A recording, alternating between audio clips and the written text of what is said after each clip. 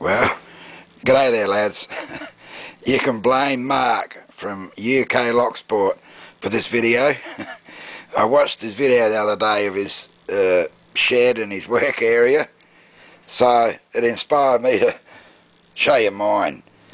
That's the squeaky chair that you hear in most of my videos. I keep spraying it with you know, WD-40 and stuff, but it only quietens it down for a while and then the squeaks come back. I'm standing in a shed that is 30 by 20, right? And that's the doorway there. But that's the bottom half of the shed. The top half is the other side of that sign, which has been hanging up since 1970 odd. There's another 30 foot onto that, onto where I'm standing now.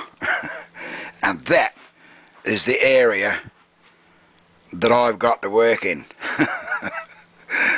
However, for a bit of light entertainment, I thought I'd drag, there's that bloody chair again, I thought I'd drag my gear out. This is me little catch box I got from the salvage yard. He asked me if I could open it. We'd go halves in what was in it, but there was nothing in it, unfortunately. Or $1.90 I think was in it. So I had to make my own little wafer key. It's only a wafer lock. When you get it right, it falls open. And that contains all my mortise gear, wires, my homemade T-bar. I got 3 of them, but I need more locks to play around with. So that's all my mortise gear. I'll get rid of that. It's fairly big on this desk. I'll lock it up again when I get it in the right. There we go. Alright, we can get rid of that.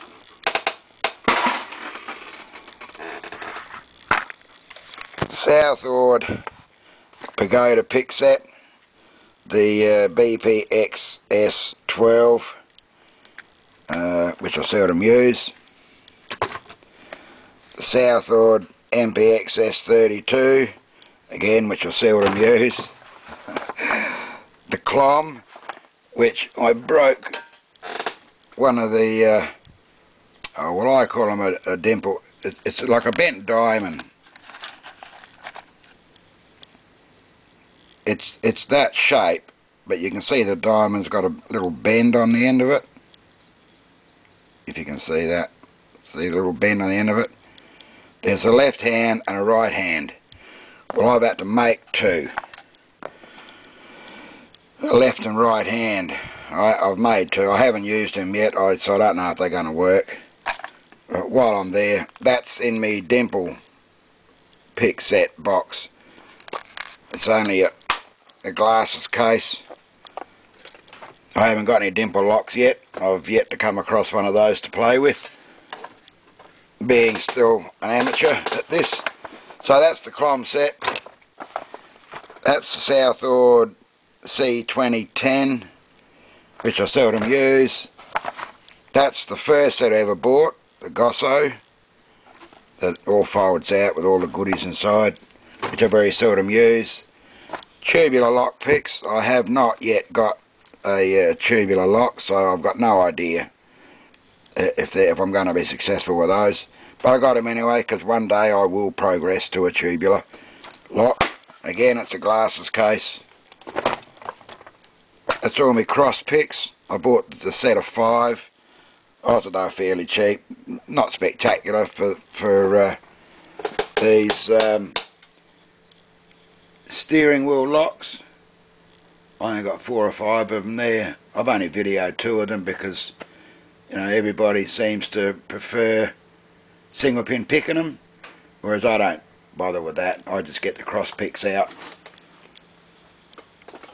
So that's the cross picks. Now we come to the best part. All the homemade goodies. I use these all the time.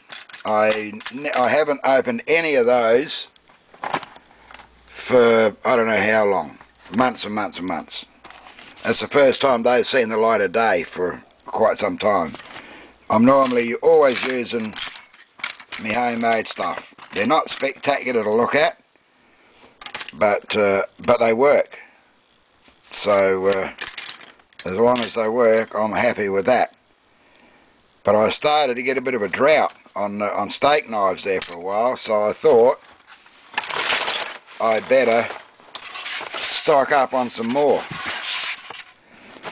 So there's a heap more that's yet to come into service. I love my steak knives. I absolutely love my steak knives. They're great. I mean, you know, there's a pair there. I think it cost me 50 cents for the pair. These aren't quite so good because they're a little bit on the thick side. I mean, $1. I think there's 1, 2, 3, 4. There's 5 there. I mean, you know, they throw them away. But the mistake these thrift shops make is that they bundle the knives separately from the forks, and again separately from the spoons. So I raid the knives, and of course anybody else that comes into the shop, what's forks and spoons? They're useless without the knives. They haven't twigged yet to bundle them all up together. They end up probably throwing out the forks and spoons, because who's going to want forks and spoons without the knives? Anyway, they're yet to come into service. And there are the tension wrenches, and I've got another little bag here that I keep all the tension wrenches in. It's only a little, I don't know, it's probably a cosmetic bag, and I picked up from the opportunity shop. But out of all these homemade things, I have to say that Pete's Boggerters is probably my favourite. When I get away from single pin picking and go on to raking or something, I've got to say these are my favourite.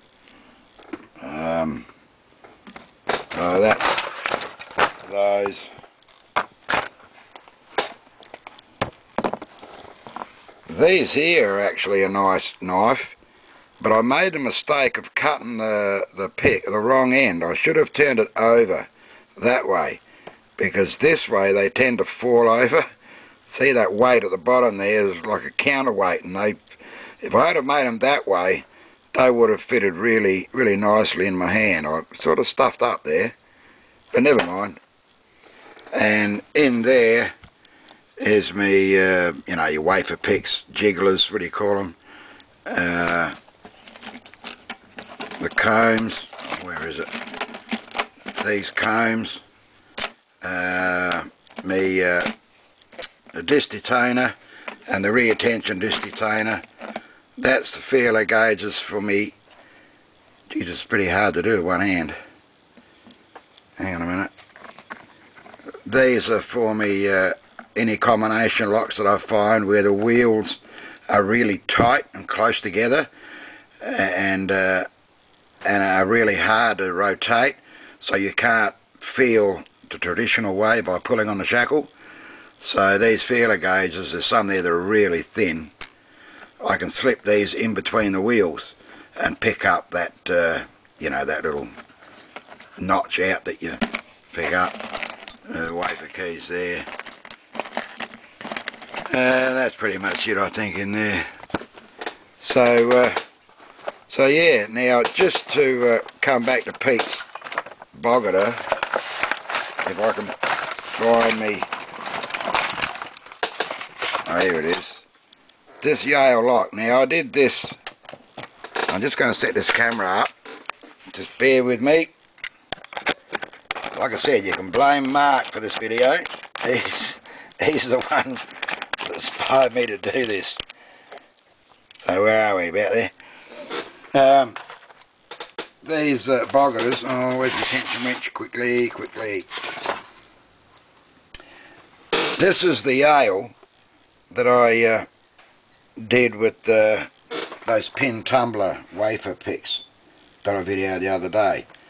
But, you know, you use this thing in here, and as you know, the Yale's got a bit of a bugger of a keyway, but this, I mean, bloody hell, look at that, you know. I can't get over that. Pete, I'm still stoked with these, mate. I really am. If only I could, I'm going to have a go at making one, but I just can't get that bloody shape. I just can't get it. But I've got enough knives here that I should be able to do some practicing. But yeah, alright. I think that'll be enough. Okay, thanks for watching that. Alright.